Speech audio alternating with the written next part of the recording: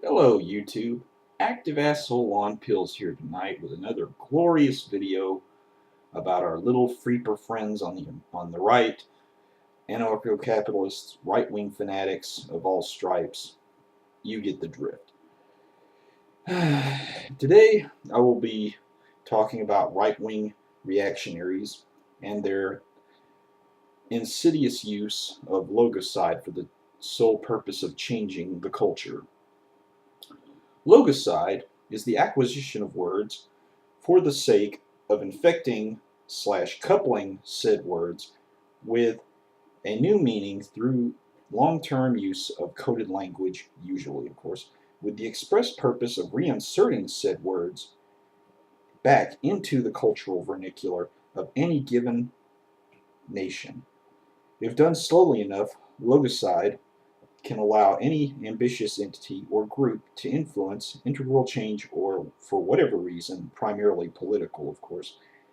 Right-wing reactionaries have made use of coded language for decades to influence millions of Americans by allowing rightists, such as anarcho-capitalists and the religious right, to seize such words as freedom, manhood, and responsibility for the sole purpose of allowing right-wing reactionaries the capacity to speak to their own fanatical base, all the while seeming relatively mild-mannered to some non-rightists. There's been this a massive campaign by people within the think tank denizen communities of the American right, and I'm guessing it's happening in other countries as well, to take not just words but concepts as well. Everyday human activities as well as and seizing them, acquiring them for themselves and proclaiming that they have a monopoly on such things. A good example would be the case of right-wing reactionaries. They like to call themselves libertarians. You know who they are. They bother us enough on the internet. When they take words such as freedom, personal responsibility, phrases like personal responsibility and peaceful transactions, they take these phrases and words that unto themselves they take them and they try to reinsert a new meaning into those words. They try to infect those words with their ideology, their philosophy, their worldview, and slowly they continue to use those words in a particular way in the hopes of influencing other people to use those words in that same manner. They want a monopoly on these things, and they act as if they do have a monopoly on these things. They want this is the you see this is the reason why libertarians, well, no, I don't even want to call them libertarians any more than Frank or any of the others do. This is the reason why right-wing reactionaries such as anarcho-capitalists, Austrian schoolers, and the religious right, proto-fascist, utilize utilize this method of what I'd call anarcho-speak. Well, not even that. It's Orwellian. It's their way of slipping their worldview into the culture under the radar. It's subliminal messaging. This They've used this for decades, and they've managed to hook a lot of first-year uni students that, and with the help, of course, of the corporatization of college campuses. But I digress. They've taken words like this and they've changed them over time to allow them to talk to regular people as if they were talking to their own folks.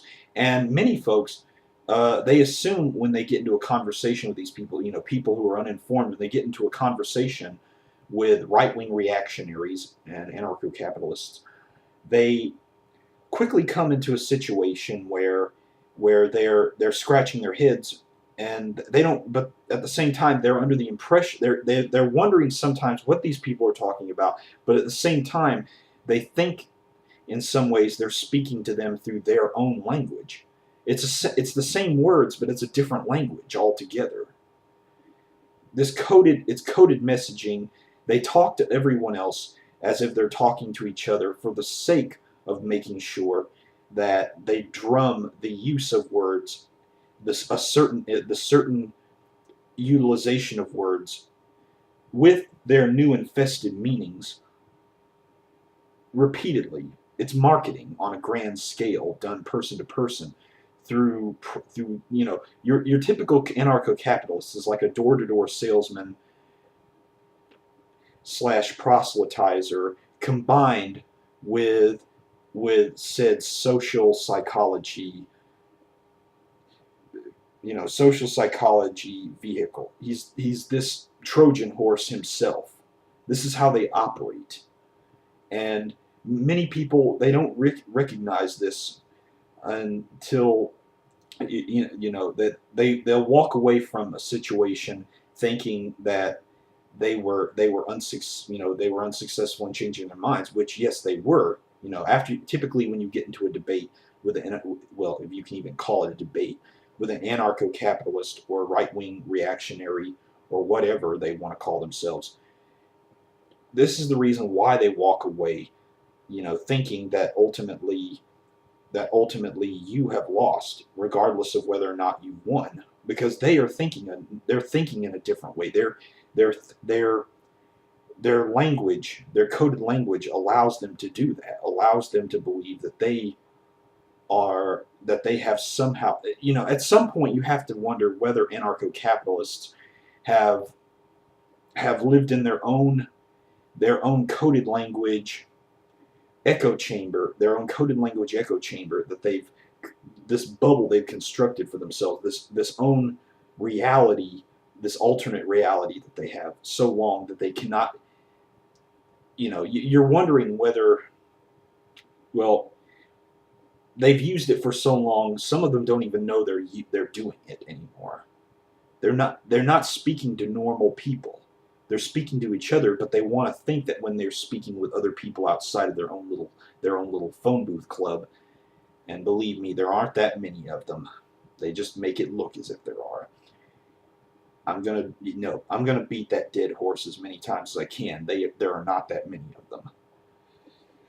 But again, they walk away thinking that somehow through the use of even though many of them are using Logocide without even understanding that they're using it, and that's the scary part about them. And they've begun to, they've it's consumed them. They've fallen victim to this social psychological mechanism, and they don't even know it. But well, that's food for thought. Let's go.